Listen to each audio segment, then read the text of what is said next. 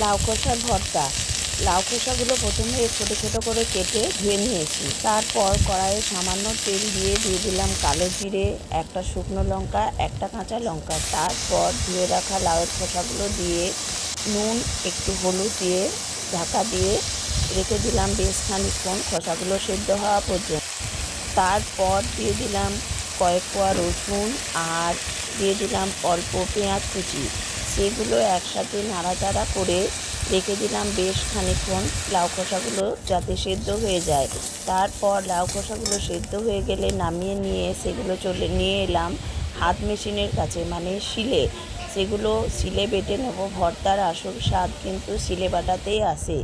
তারপর খোসাটা ভালো করে মিহি করে একদম বেটে নেওয়ার পর মাখিয়ে দিলাম বেশ খানিকটা কাঁচা তেল।